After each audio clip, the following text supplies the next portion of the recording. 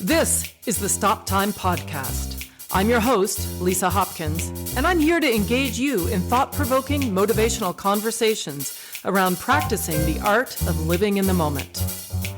I'm a certified life coach, and I'm excited to dig deep and offer insights into embracing who we are and where we are at. So, as a dancer, today's conversation holds a very special place in my heart. I would be lying if I didn't say I was over the moon excited to be speaking with today's guest. She is the biographer and wife of one of the most iconic and beloved dance icons of our times. When Patricia Ward met Gene Kelly in 1985, she admits that she had no idea who he was. She had a gig working on a documentary about the Smithsonian, and he was the host. 5 years later, she married the iconic dance legend who became the love of her life. They were together until he passed away in 1996. Thanks to her, and lucky for us, she has dedicated her life to preserving his legacy. Patricia, thank you so much for taking the time to join me today. Really, I mean it. Oh, I'm delighted. This is just great. And especially given your dance background, that makes it, adds a new, nice dimension to everything. Oh, thank you. Yeah, it's such a thrill. It really is. And first of all, I really do want to take a moment, and it's safe to say I speak for the worldwide dance community, really, when I say that I am grateful for you and for the work you do. It's one thing to preserve a national treasure and something quite different to share it so wholeheartedly as you have done with us. Thank you. It was really, I feel like I use the word privilege to describe it because I really feel it was a great privilege that Gene entrusted me with his story and then also gave me the guidance. I mean, basically said exactly what he wanted, how he wanted to be represented in the world as a creator more than as a performer, more as the guy behind the camera, changing the look of dance and particularly the look of dance on film, and then also changing the costume. How does the American male dancer look? And so Gene, as you can imagine, was very specific about his wishes, and he kind of gave me those marching orders. And so I feel it's an honor to be able to represent that. And I always say too that, you know, if he were not a really decent human being, if he were not a man of such great integrity and humility, I wouldn't do it. If I didn't really believe in this, and I do. And it's such a joy. You get up in the morning and you're able to share this extraordinary career. Oh, yeah. And you have done that, again, as I said, completely selfless in your work. It's just, it's very rare. I mean, you must know that. It's funny because some people will say how strange it is, because I guess it is rare. Most people, I think in some ways I kind of laugh and say that Gene was very smart to marry a woman who was so much younger than he was, because I'm particularly a biographer, archivist, writer, because he then had kind of the built-in package so that he entrusted me with his archives, with the story. And so he got somebody who was really dedicated to this craft. Most spouses don't interview their husbands every day for 10 years. And fortunately, I did. That was my first priority, was as the memoirist, as the person to get the story. Had that not been it, I wouldn't have had that tape recorder going all the time. I wouldn't have been writing all those notes. And you'd have a vague memory, I think, of how things transpired. But the difference here is that I have his exact words and his gestures and what he's wearing, what he's eating, everything. And so it is an unusual thing. And I think people look at it as kind of odd that this woman would devote this amount of time to her husband, the decades. And yet, if you look at somebody who's, say, writing the Lyndon Johnson biographies and has devoted 40 years to that, they don't see anything odd about that. So I don't worry about that. I just do what I do because I believe in it. I love it. And I love the ability to share it and see the responses, the 3-year-olds who are getting tuned into Gene all around the world, and the 103-year-olds who are revisiting him and getting a better understanding of of him, really seeing him not just as this one-dimensional figure up on a screen, but as a multi-dimensional figure who had feelings, emotions, responses, this intellectual prowess. And it's interesting because there is such a reciprocal thing going on. And I think without that, it would seem very kind of like a vacuum. If I were just sort of sending this stuff out and there was no response, then it would be different. But it is very much a give and take. It takes two of us. It's just not about me conveying Jean's story. It's the way people are responding and the way that they're responding with care and thoughtfulness. And it reminds me of my own shows, the one woman show and the show with the live symphony, in that people have said, oh, why don't you record those on DVD and we could all see it? And the thing is, I love the audience. I love listening to the audience. It's their extemporaneous performances. So I can move and adjust and I can hear them breathing. I can hear them laughing. I can hear them crying. I can hear them commenting. And I think that makes for a much more organic, alive thing. And Jean talked about that, of preferring the stage to the movies, because he loved that sense of that interaction with the audience. And he knew that even if he had the women in the Wednesday matinee who thought he was this terrible figure in Pal Joey, that they would just start to cringe, and he could feel it across the lights. Then he'd go into this song and dance and be able to turn them back and bring them back in. And he said, with the movies, you don't have that. You just are in front of this camera. Yeah. And I definitely get that. I love the interaction with the people. It's a real dichotomy, and it makes so much sense in the context of the way Jean was considered a perfectionist in his film work. Because even though it feels like you can control so many elements, actually, in live theater, as you just said, in live theater, if you are intuitive and if you are connected to the audience, you can also shift, as you said, the energy of the audience. You can receive it, feel it, adjust on the fly, which is, not everybody can't do that, but clearly he could. That's why he felt he was a better performer on stage than he was in front of the camera, because he really relied on that interactive sensibility, and he could play these rascals and yet get everybody cut to come over. So he understood the mechanics of the camera, and that was what he was really working on all the time. But to perform in front of it, he just never felt completely comfortable. He always felt like he was kind of overreaching, going for that fourth balcony to bring them in. And he never felt at ease, I think, in front of the camera as much as he felt on stage. Although there was that initial, always that kind of, for him, a kind of jittery feeling before that curtain came up and he sang his first note. Absolutely. Sounds like you probably would miss a little bit of that because your brain is thinking about all the other elements. And especially for him in film, where he was directing and, writing and choreographing and training his leading ladies. I mean, that's the thing that blows my mind, is that some of his most well-known leading ladies, he trained.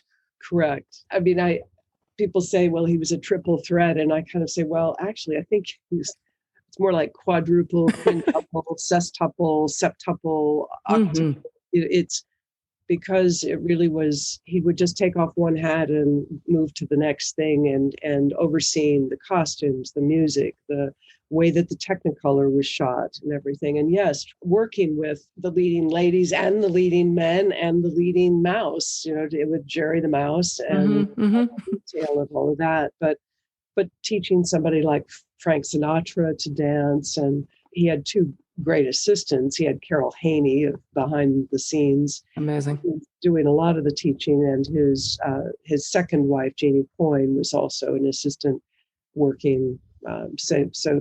And Ernie Flatt, the dancer choreographer, was teaching. For example, those three were really working with Debbie Reynolds on Singing in the Rain, and then Jean was as well. But they were in there in those rehearsal halls day in and day out working with her. Yeah. Remembering that Debbie didn't dance. Well, not like that. She certainly didn't No, dance like that. no, certainly nothing like what she was Mm, required to do. And if you notice, Gene always choreographed to the non-dancer or to the less accomplished dancer because he never wanted to. His whole thing was you make everybody look their best, and that only elevates yourself. You don't try to outshine everybody. That doesn't do any good. And so he would choreograph the steps that she was able to accomplish, and therefore she looks fantastic in this, and slightly different from the steps that Gene and Donald are often doing. But he's able to merge that so that's not a glaring kind of thing. But yeah, she really learned, and he would go to the set, and it's recorded exactly when they arrive at the set and whether they go into mm, makeup or whether and he would rehearse and he would shoot, and then he would go home at night, and with his assistants, Carol Haney, Jeannie Coyne, Stanley Donnan, they would be up till all hours of the night, then setting what would be coming the shots for the following day. And so it was this extraordinary cycle when these things were going. I mean, it was virtually 24 hours a day. He would sleep very, very short amount of time and get up. I mean, it was a very rugged schedule to get that going. Do you know what stands out to me? And I'd love to ask is just as you're speaking about this, it sounds like Gene was working towards the just cause, the thing that's going to live beyond him. The idea that a film, once is made, is in the can, it's permanent. And that he put all his energy into doing the very best he could in capturing the very best of everybody, especially when he was taking the lead, right? I mean, it's his ship. So that makes sense. Tell me a little bit about how he shared with you or didn't, how that, because I imagine as a young man, there was an arc of going from being the performer, climbing up the ladder, making money to live, and then slowly getting into fame. And then responsibility comes in there at some point, and then the greater good, right? Well, and never really wanting to be a performer. Even when he first went to New York, he really wanted to be a choreographer, but he had to start in little roles and work his way up to where he began to get the assignments to craft his own dance numbers and things. And so it was this real apprenticeship in New York, and then as you say, stardom, kind of overnight, massive stardom with Pal Joey, that he became this overnight sensation, essentially, even though he'd been working toward that for years. But I think to be up on billboards and to have people begin to recognize you, and then to come out to Hollywood, and I think then just trying to find his way in Hollywood, because he never really intended to be out here. He always intended to go back to the Broadway stage. He thought he'd come out just for a short amount of time. But I think once he began to see the opportunity not only to hone his craft as a choreographer, but also to begin to choreograph the use of that camera. And as you say, a real feeling of responsibility. I think that he took it so seriously, and I think it bothered him when people did not, in the sense of Gene, as a child of the Depression, took money very seriously because he didn't have a lot of money. And so this notion that if you would waste money or waste time on a set or on a production, it was anathema to him. And he felt a responsibility to bring these pictures in on time and on budget. And you referenced the in the can. What was interesting is that Gene shot his numbers in the can. So he edited in the can. Instead of putting a whole batch of cameras up, which they do today, Gene shot generally with one camera. And he knew by connecting the dance movement with musical beats that there was no way to turn that footage over to an editor and have them do anything else with it other than to put the jigsaw puzzle pieces together. He was, as he said, editing in the can. So he knew the outcome of that number as he shot it. I'm curious if he ever said anything about how he navigated sound, like tap dancing specifically. It was all, well, the music was pre-recorded. So they performed on the big lily horns would play the music, and they performed to a playback. And Gene was there on the stage, sound stage, recording the music, instructing the musicians in how to play the trumpet solo in American Paris and things like that. And was very intimately involved in that. And then all of the sound, things like tap dancing, taps, were all put in after. So that was all dubbed after the movie was closed. And he hated it. He said, I hated tap dancing in the movies because it was so difficult to do that post dubbing. And he would have to put on a headset and then watch himself on screen and match his steps. Yeah. And he said it was very dangerous, he felt, because they had a microphone that was dangling at his feet. And a lot of the movement that he's doing is quite extravagant, and he was worried about that wrapping around his ankle and breaking his ankle or something. But he would then dub the taps for like a Debbie Reynolds, someone who was not an experienced dancer, as well as his own. Oh, wow. And he worked very closely with the sound engineer. There was a man by the name of Bill Saraceno, and I had the great opportunity we had a lot of correspondence with Bill Saraceno over the years. And then after Gene died, I reached out to him because various people were taking credit for dubbing Gene's taps. And I thought, well, okay, if that's true, he said he did it, but let me go to the source of the guy who recorded it. It was one of the bluest conversations I've ever had in my life, I have to say. I mean, he was zinging these things across. He was so mad at people's distortion of the truth. And he's since died, but I do have that recording. And he said, no, absolutely, Gene was there dubbing his taps. And they would experiment, for example, with Singing in the Rain. What's the sound of tap dancing in the rain? And so Gene brought his assistants in, and they experimented with different shoes, different surfaces. And ultimately, Saraceno confirmed that it was just regular taps. But then Saraceno added a kind of squish sound for the water to make that reality. Was there ever a time that because it was such a part of his work, and it sounds like he was always working, was there a time where he was able just to enjoy dance for dance's sake? No. Only on the social dancing ballroom dance floor, which he could do early on. But once Gene became so famous, he lost that as well. He still enjoyed it if he had an opportunity to do it and he wasn't being hounded.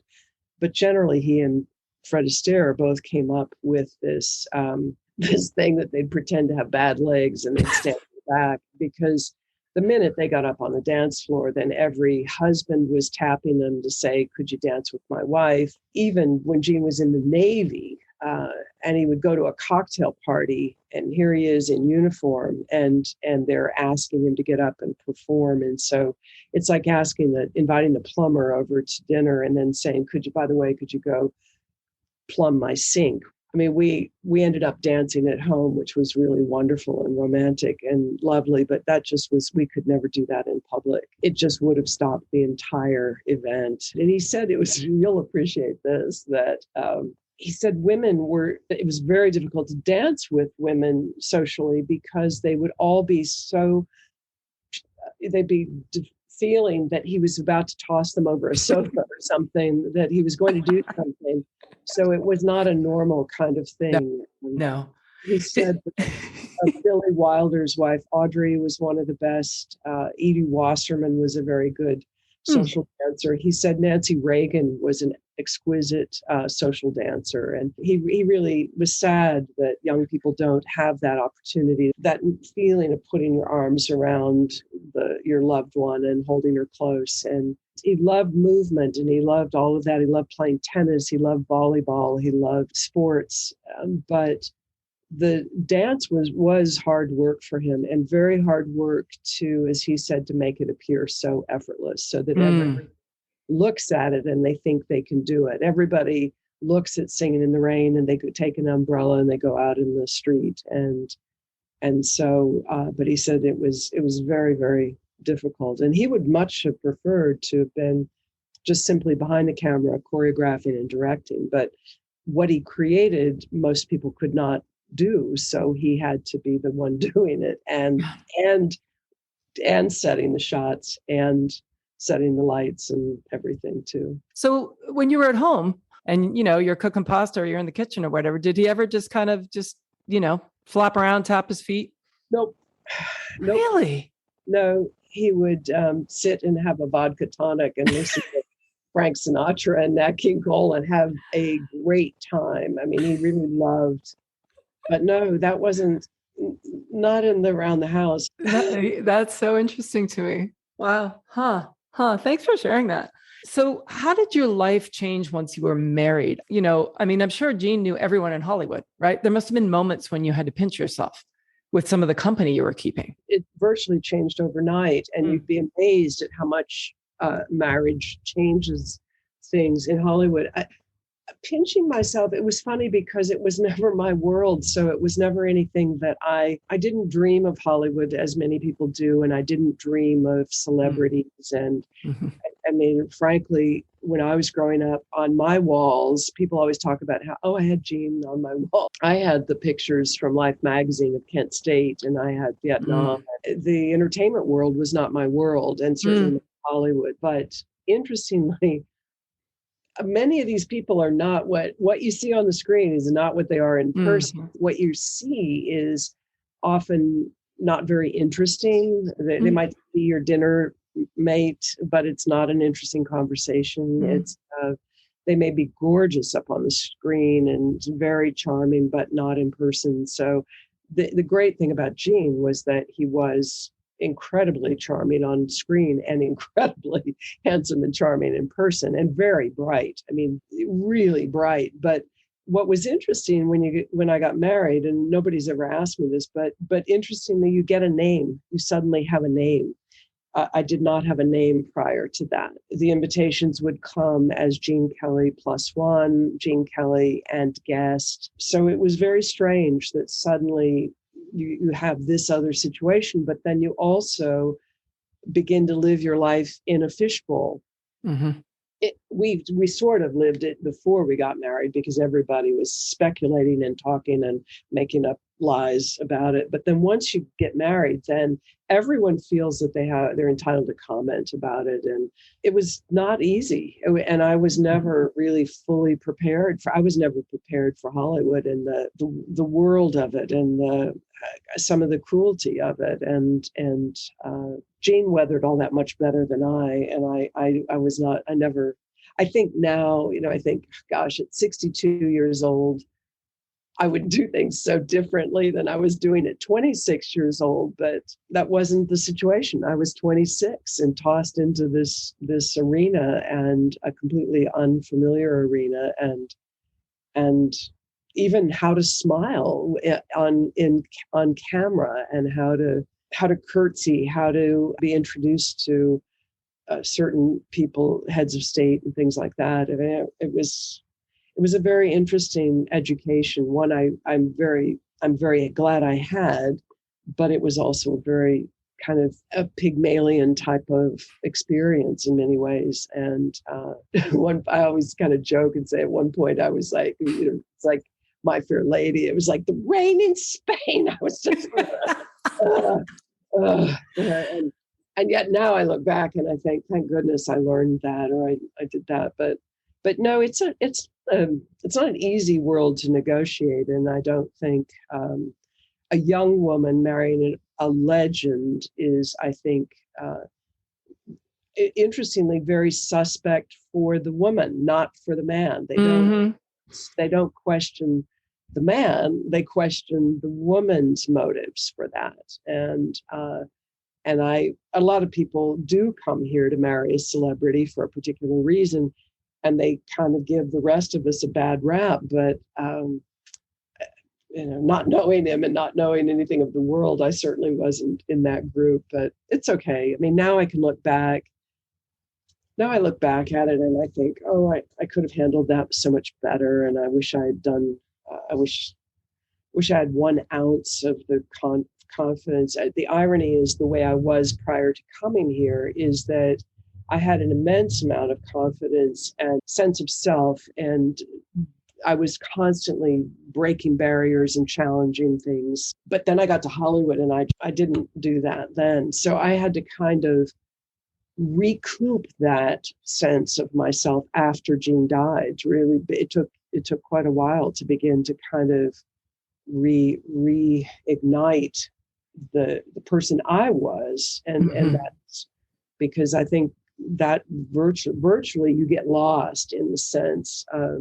People will come up to me and they'll say, "Oh my gosh, I had dinner with your husband. It was so amazing. We were at Spago restaurant," and I'll say, "Yes, I was there. There were four of us," and virtually don't exist. You do not exist. And I think I existed within the confines of our home, in our bedroom, where we watched the old movies of other people, not his, but read poetry together, as you said, cooked dinner together, listened to music.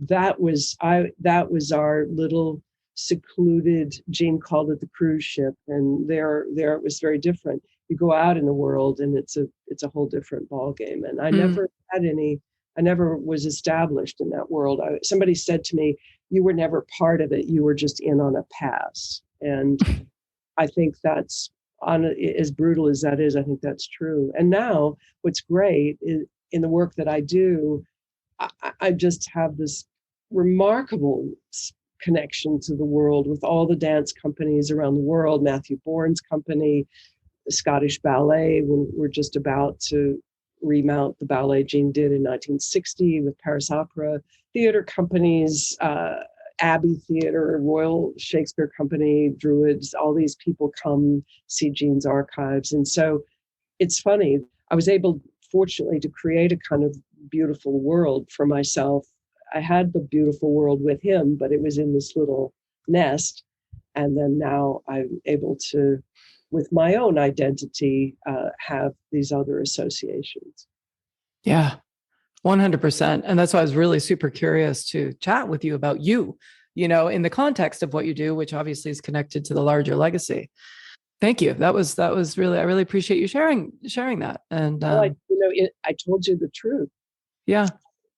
You think about it when you get asked questions, you think, do I go there? And then I think, why not? What's the harm in telling the truth? You can dodge it. And it all started, I spoke in a lot of schools, a lot of high schools. I would make a pact with the kids. I would say, okay, look, within these four walls today, you can ask me any question you want. The pact was that I had to honestly answer whatever they asked. I was in one high school and the kids were in an auditorium. I was up on the stage and this boy sitting alone toward the front raised his hand and he said, "Mrs. Kelly, we really appreciate your coming here and we've learned so much about your husband and we really thank you for that. But what happened to your own identity?" I just went, and then the boy said, "Oh, I'm sorry. I guess my question isn't very clear." And I turned to him and I said, "Oh, no, your question is very clear." And I said, "It's something I grapple with every single day." And it was really from that point on that I began to think, okay, I need to get a grip on this and get that identity back. It really changed the trajectory of my writing and of my speaking and of my shows and things, because I thought that people, if you treat people and young people with respect, then again, we get back to that notion of reciprocity, of mutual respect, mutual regard. And it then goes both ways. And you learn from your audience, they learn from you. You're touched by them, you can cry with them, whatever. But boy, what a process. And I'm still on it. I'm still working on it. I still learn every day of kind of some like, oh God. And you think, when does this postgraduate school stuff stop? And then oh, your insights about your life are just so on point. What you're talking about, what you're speaking to, that anecdote about everything you said. I feel like you're saying to your younger self, everything you didn't get when you went to Hollywood is exactly what you're saying to these kids is, be honest, but right. You're nodding your head. Yeah. Tell me how that resonates. Exactly. And do not let anyone ever take that away from you. One of the things I talked about was, and Gene, it kind of came from Gene. He said that the great playwright Noel Coward once said to him that the sound of booing and the sound of applause when you're on stage, it's essentially the same sound. And therefore, don't go too far when people are booing and don't go too far when people are applauding. You need to learn to hold that within yourself so that if people are booing, you still know that you presented a performance with integrity. Why they're booing is not your concern. And same with if they're applauding wildly, you just stay and hold the core together with your own sense of your own self and your own performance, and don't go swaying one way or the other too much by what other people are saying about you. 100%. I want to just, if it's okay with you, jump back to what you said about you wish you would have done, or that you would have done things differently. What you would have done differently. Can you share with me what you think that would look like?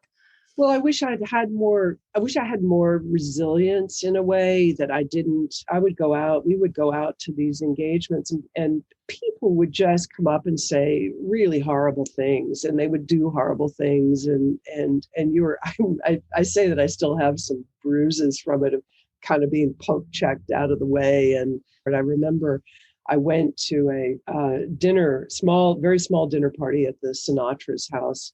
Gene was alive, but he was ill.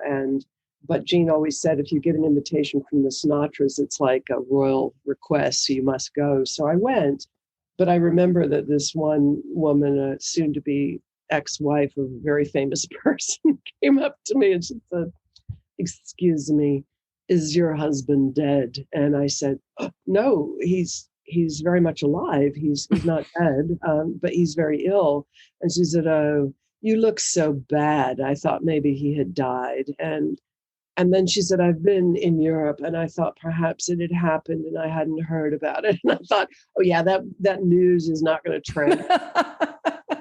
It isn't going to cross the pond. And I mean, I don't know, honestly, what I would say to somebody like that. I don't know, in one sense, I just wish I hadn't let that hit me that way. I wish I'd maybe been able to say, "I'm sorry, is that kind of an appropriate, or why are you asking me?" or something. But that isn't who I am. So I don't know. But it was so prevalent, that kind of thing. I would come home from these events and I'd be in tears, and Gene would just say, "F them, they don't get no medal." But I was like, "Yeah, but they don't do it to you." Why did I give up so much energy to that? And then people would always say, "Oh, you need a thicker skin."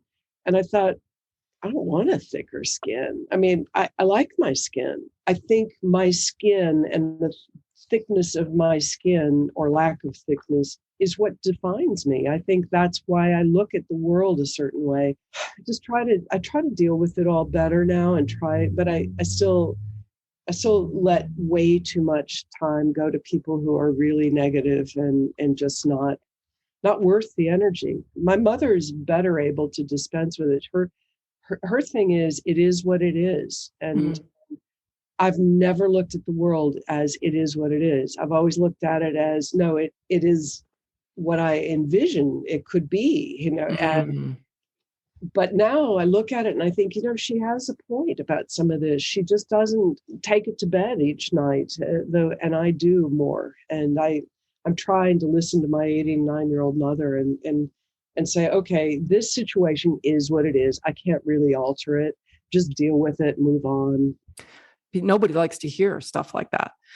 But knowing that it'll always exist, Patricia. No, and you're right. And no matter what field, I mean, it's more prevalent now because you're out there speaking about someone that everybody else has ownership over. I feel like in the aftermath of Jane's death, I was very vulnerable because I just had this gaping hole in me. And I think everybody could see that. But I don't think they see that anymore. And so I haven't had that happen every time I go out the door. I know that something can happen, but also something magical can happen. And inevitably, something magical happens when you go out and you open yourself up enough to receive that. I think if you just stand and hold your own composure and your own sense of yourself, you're not as subject to that kind of ridiculousness. I was kind of dabbling around and looking at, it was, I think in your blog, it was in that, I love the name of it too, the notes from a napkin. You said, one thing leads to the next, and soon I am wrapped in Gene's words, his collection of letters, photographs, and other memorabilia. I dive in, hours pass. I pop out with a tender morsel, savored. Alas, it is a privilege to have such trouble. And I know you were referring to trouble as thinking, oh my God, there's so much, right? Like, but that was such a beautiful, beautiful passage. And like I've painted in my mind, like this intimate scene of where archaeologist meets confidant, where I don't know if this is true, but in my mind, when you say that, I'm like, I'm a visual person. So I'm like, ooh, I'm trying to picture you in an attic somewhere with all this stuff. Tell me about that experience, like when you're actually digging. I haven't revisited that. Thank you for reading that. I'm as I'm listening to it, I'm thinking, well, that's not that bad.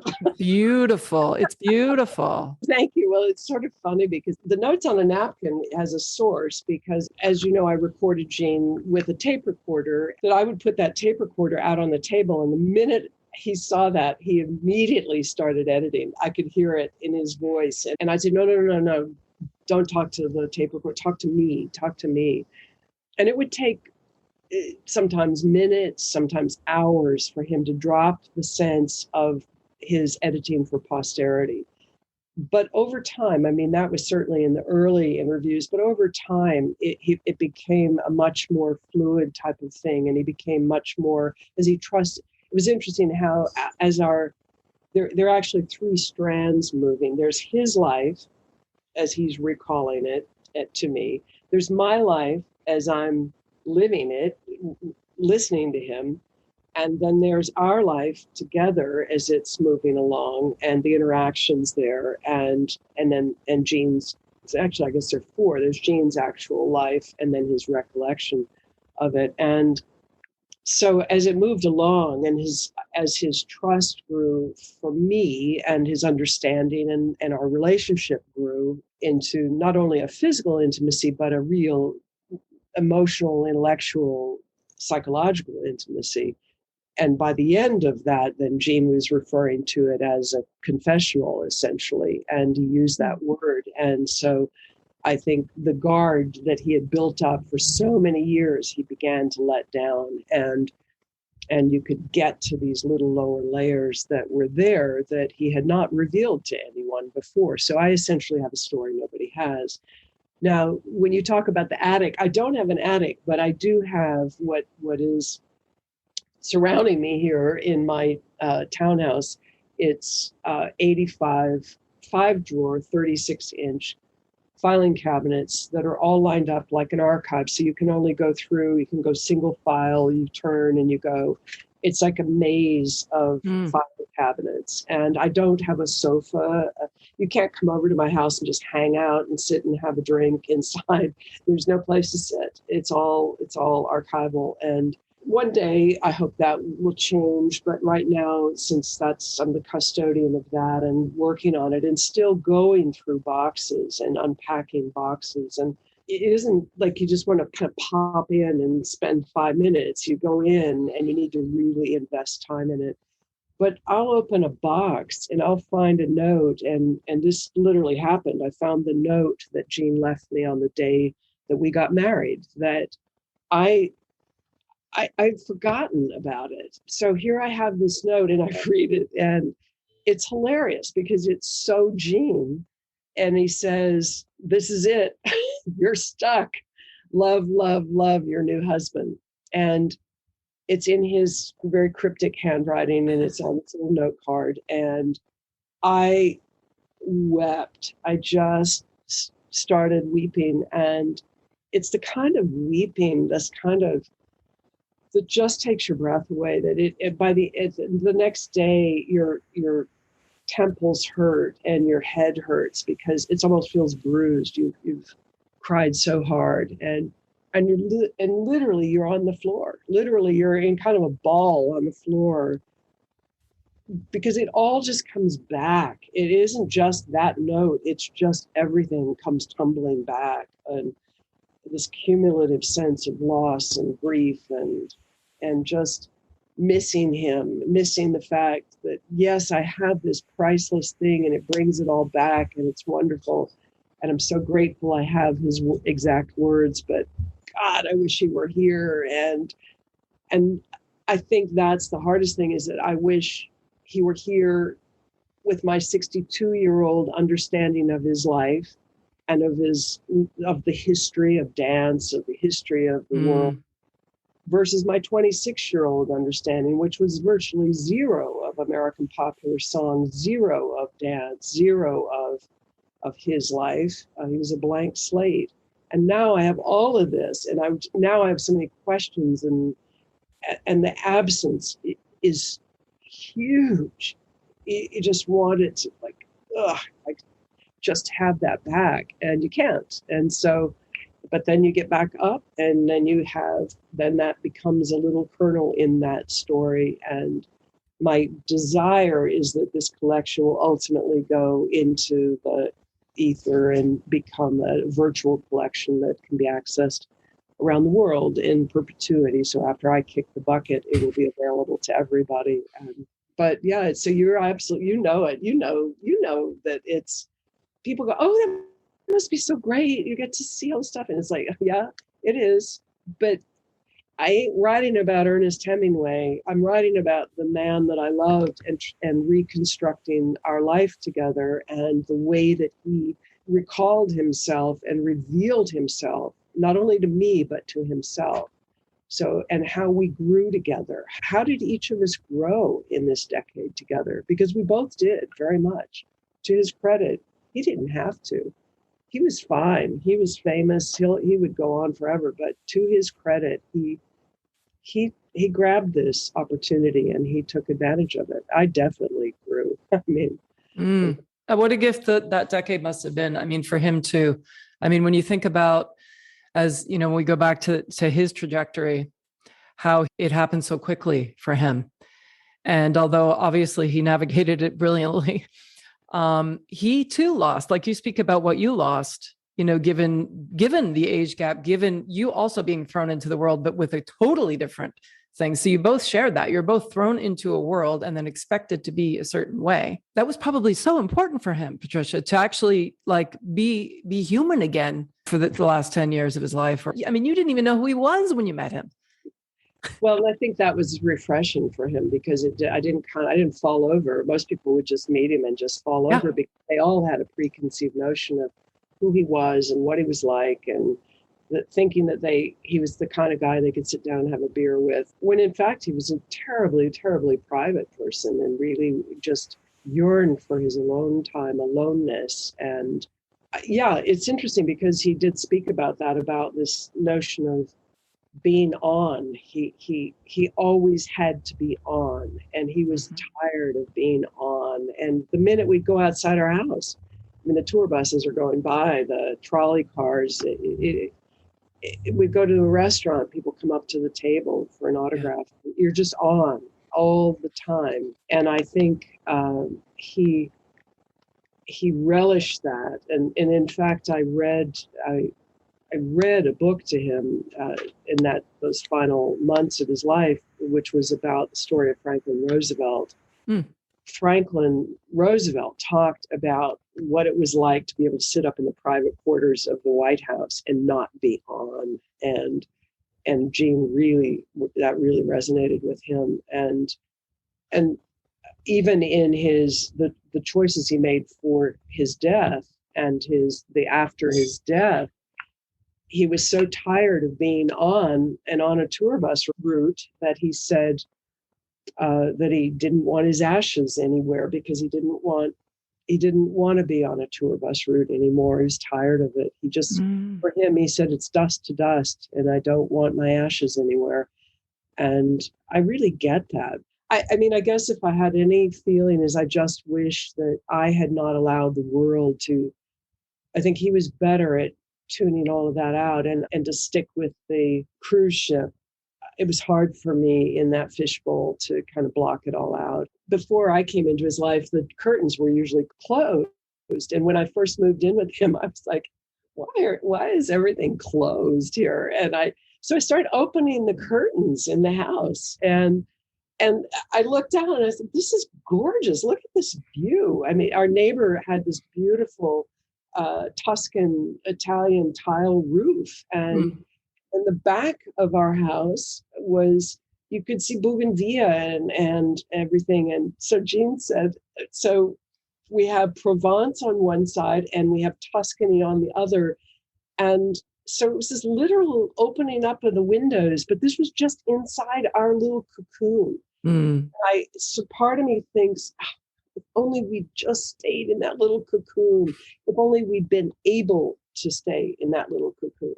Yeah. And by getting married, that cocoon just got busted open. And I mean, the world was just intent almost on taking us down. And we finally just looked at each other and said, are we going to let everybody break us apart, or are we going to weather this? And we chose to weather it, and I'm glad we did. Most people didn't know my name, literally, and I was kind of love or hello, darling, and nobody knew I had recorded him every day. Nobody knew I had this story. Nobody knew about our relationship. It just was always this mystery. Was she just this young woman that he came in and manipulated him to marry her or something? You know, what was the deal? You know, and I always think of it when I read those accounts that somehow I manipulated Gene held a gun to his head to marry me. It's kind of like, oh, not the Gene Kelly I know. You do not offer ultimatums to Gene Kelly or tell him what to do. I mean, that's what's so weird is that people describe him in a way. They'll describe him in such extolling all of his virtues and his strengths and how great he was and everything. But then they'll suddenly kind of think he somehow didn't make the choice about the person he wanted to be with. I mean, what, did he get dumb all of a sudden? So I always ask my guests how they define living in the moment. And I'm so curious to know your definition. You know, your life's work as a biographer has been dedicated to preserving moments and finding moments and all that. But I want to know from you, like, what's your definition of living in the moment? Boy, it's an interesting one because in many ways I live everywhere. I live in the past. I have the past, but as Faulkner said, it's not past, it's present. And I live in the future because I'm constantly thinking of the next project, thinking, okay, I want to do this. I want this show. I want this ballet. I want this. I mean, it's really the present. I suppose the present is something I have tried. I try to be very present for the close circle of friends that I have. I try to listen to what they need or respond to what they need. But it's interesting. It's more about somebody else than it is about me. Yeah, good catch. Yeah. The present is okay for me so long as I'm not doing ugly business stuff. Then I don't want to have anything to do with it. So that I want nothing to do with ugliness. Unfortunately, there is a degree of that in what I do in the life that I have that kind of comes with the territory. I think you said something early on about Gene, everyone claiming ownership, and that's very true. It's a very strange thing to have this person who's your husband, but everybody else thinks that he belongs to them. So there's some stuff that comes with that I wish would go away. I try. I'm not superhuman. I try as best as I can. So many of us have a limiting belief that it's a destination, living in the moment, that it looks one way. And what I'm hearing you say is that, you know, you want to move away from the moments that you have to endure. Makes sense. I mean, most of us do. But what I've been really deep diving into is the idea that there's a spectrum and it's not just one way, and that emotions and feelings and yucky stuff is just as important to experience, because without that, you wouldn't have the other, first of all. I mean, yeah, you get both. Mm-hmm. But you get both. You get that intensity of feeling, of intense loss, but intense joy. And you get to experience everything. You get to feel it. You get to, and yeah, sometimes it is really frustrating and maddening. And so what I try to do now is just kind of minimize how much I give over to somebody else. There isn't going to be one big sunny day when I can, oh, great, now I have it all behind me. I can move on. And that'll never be my life either. I just continue to love what I do. And I think that, just living forth something that is in the future that may or may not happen, I try not to do that. I mean, I always said to my mom, if something ever happens to me, I said, I just want people to know that I had an incredible ride. And it was an incredible run. That's what's so funny, is that what comes with an extraordinary life, an extraordinary ability, responsibility to promote, protect, perpetuate Jean's legacy. What's so interesting is that I have the most extraordinary life on one hand, and I probably have some interesting challenges on the other side that a lot of people don't have. Yep. But I wouldn't change it, because if you lessen one side, you're gonna lessen the other. You're gonna lessen the other side too. Yeah, absolutely. Brilliant. You said that you wish you could ask Jean something, and with all this retrospect, can you share one thing that you'd like to ask him that you can't ask him now? Well,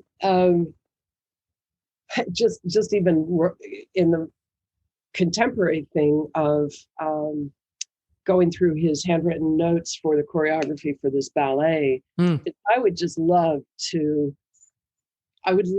have him standing next to me, because as I go through these pages, what it is this extraordinary amalgamation of language, of dance. It goes from a tour jeté to a bandy twist to a bent corkscrew to a pirouette, and it has a walk. It has a John Alton move, which is from his mentor. Yeah. So it's all in words. All words. That's cool. He had a shorthand that he picked up because he never studied dance notation. Like, so glissade is gliss, and then it may say gliss a la Kelly. So that he knows is the way he would do the glissade. Totally. It may have a chocolat appears in it. So it's the famous American Paris ballet chocolat.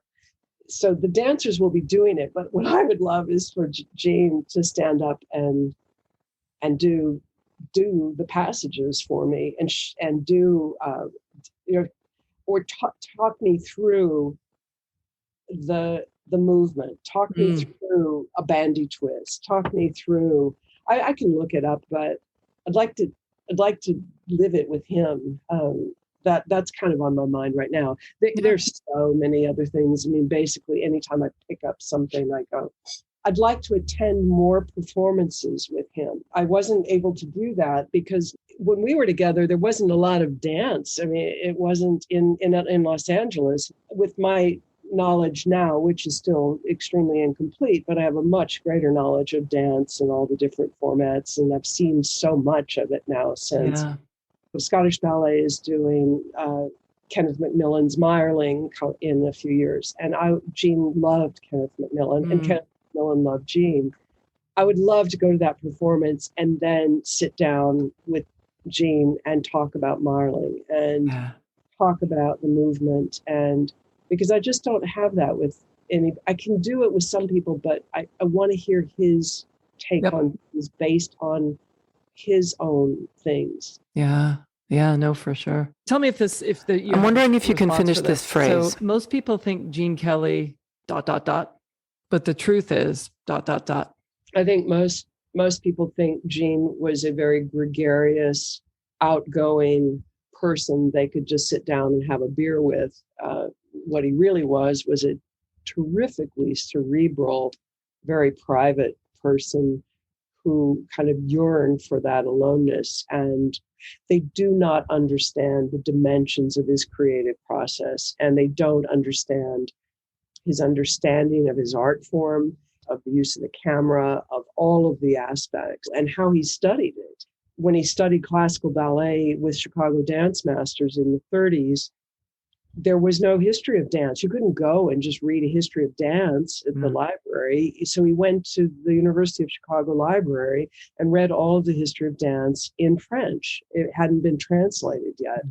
So he's devouring information because he always felt you needed to understand what came before in order to do what you do now, and in order to go beyond what has happened before. But nobody thinks of Gene Kelly like that. I mean, I think they kind of thought he was sort of not a dumb dancer, but just a guy who could kind of get up and move. But I don't think they understand that he executed that, how he worked with the arrangers, how he worked with the composers, how he studied how to take that camera and make it appear a one-dimensional format appear three-dimensional, his understanding of geometry. And also, I think this is the other thing, is his humility and his humanity and his integrity. Because you read these accounts, I don't even recognize the guy, but you read about his perfectionism, which is kind of seen in a derogatory light, versus the fact that it's called precision.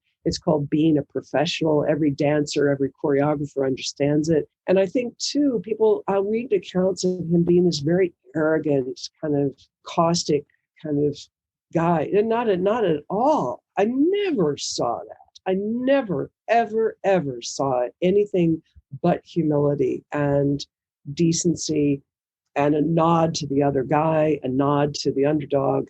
He was really decent. He was really ahead of his time, always way ahead in innovation and revolutionary stuff. So, and a lot of people will come up and say, "Did he ever choreograph anything?"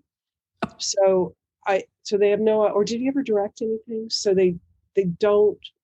He's so big on that screen that they don't have any idea. So I try to recalibrate it and bring him back, so that they understand that he's responsible for what you're seeing. Give him that credit. He deserves that. And you know what's so cool about that is that when you met him, you didn't know anything about it. That was what was great, because it was a blank slate. I didn't come and go, "Oh my God, he's the great." Exactly. And I fell in love with his language, his words, and his intellect. I mean, that's what got me. I mean, it was like, whoa. This guy who speaks French, Italian, Yiddish, reads Latin, can quote every Yeats poem and every romantic poet, and have that twinkle and that smile and be drop dead gorgeous, and just without any, it was unassuming. It was not, I mean, I'm sure you know how big a turnoff it is to be with somebody who's trying to show you how intelligent they are, how witty they are, how charming they are. It's just bork. And he just was. Yeah. Oh, absolutely. But I think it's because it's real. I think that's what it is. It's because he's not doing anything. It's just him. You know, that it factor that everyone talks about with Gene, it's Gene. Exactly. Like, do you know what I mean? Like, yes, his dancing, my God, is magnificent and inspired all of us, but that it thing is not his dancing, it's him. No matter what he did, that would have shone through. Exactly. And that's what was so cute. The wit, the humor, I mean, he would just constantly, he would break me up. I mean, I would be on the floor laughing. And it wasn't a stand-up comedy kind of thing. It wasn't that kind of humor, but it would be silly stuff, and just, you know, and it to this day still makes me laugh. And the notes he wrote to me make me laugh because they're so Gene. It's, people always say, well, you know, why haven't you gotten remarried? And it's kind of like, well, duh. You don't see that combination. You don't see that ease of knowledge, and that amount of knowledge, and that breadth. And you don't see that charm, natural charm and charisma, as you say. And you don't see the tenderness, the intensity of him. So I think to find this whole package, I don't see many of those out there, frankly. In history, I don't see many of them. Imagine if you guys had been the same age and met younger, what the two of you would have created together. It's kind of scary to think. Well, it wouldn't have worked. Maybe. Yeah. Because the thing is, people always say to me, they'll say, "Oh, don't you wish you had known Gene earlier and you had more time together?" It's like, no, because I got the man in repose. I got the final decade of the man. he didn't have to prove anything. He didn't have to, he wasn't, he was not, he said that he made the choice. It's the Yates choice. Do you make the choice of work over life? What do you choose? He chose work. And so you wouldn't have had what I had when you would not have had. I had a very special time that was related to that time in his life. He would never have sat down and done all of he would never have been able to let down that guard, I don't think, at that point. He wouldn't have had time. Yeah, He exactly. wouldn't have had the luxury of it. He wouldn't have had the luxury of that, or the ability to reflect and to really think about what he had contributed. He was too busy contributing. Yeah, 100%. All right, before I let you out of here, I have to do what makes you. So I say what makes you, and I say a word, and then you just say what comes to mind. So for instance, what makes you hungry?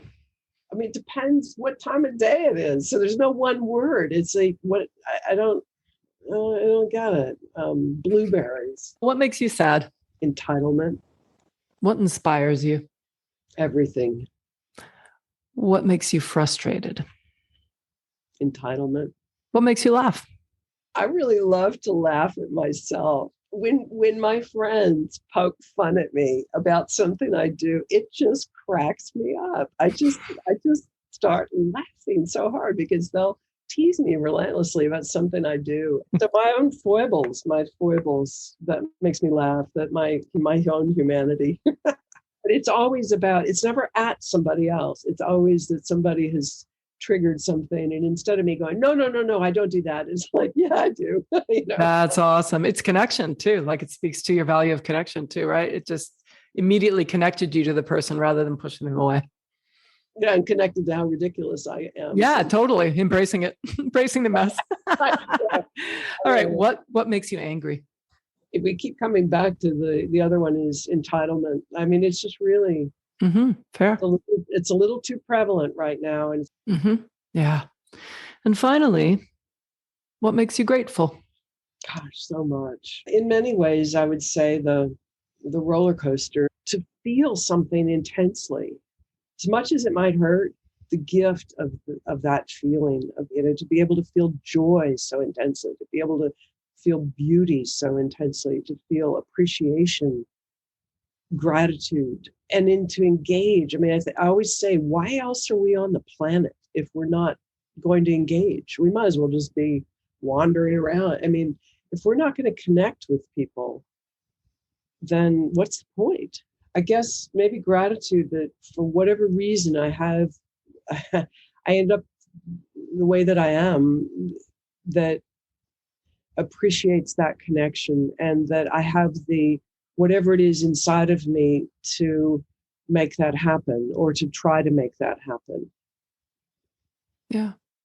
How many words are we? I think I've covered 4 million for your one word request. No, that was beautiful. And I didn't actually say one word. I said to respond to the one word. So you're fine. You're fine. What are the top 3 things that have happened so far today? The top 3 things that have happened today, but I would say an opportunity to talk to you. I didn't know anything about you, honestly. I mean, I really didn't know. I didn't have time to look at anything. It just been too preoccupied with other stuff. But I would say that the joy that comes when you meet somebody that is really, the interaction is refreshing, is engaging, is thought-provoking. It's not banal. It's not just kind of going through the motions. So I would say this, because up to this point, it was the coffee. Lately, I've been wanting to really surround myself with things related to Gene, not only the archives, but tangible things, even the way he made coffee. So the coffee, so it's a kind of connecting, and then also just enjoying it and relishing that. So, okay, so that's 2. 3 was doing sit-ups on my bed with my dogs. But those are 3: coffee, dogs, and the opportunity to chat with you. And I say that sincerely, because look what we have. I mean, we will be in touch inevitably forever. I mean, we've Yeah. built something today, and with hope, maybe something even for your listeners who might feel like reaching out. I think that's priceless. I mean, that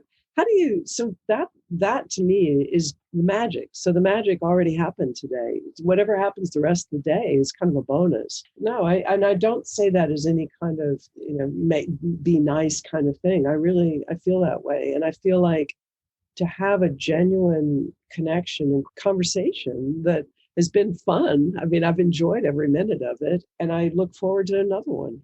Yeah, as I have. Really, it's just been such a pleasure. I've been speaking today with Patricia Ward. Kelly, thanks for listening. Stay safe and healthy, everyone, and remember to live in the moment. Patricia, thank you so much. Oh, thank you. It's been a real delight, and I mean that. In music, stop time is that beautiful moment where the band is suspended in rhythmic unison, supporting the soloist to express their individuality.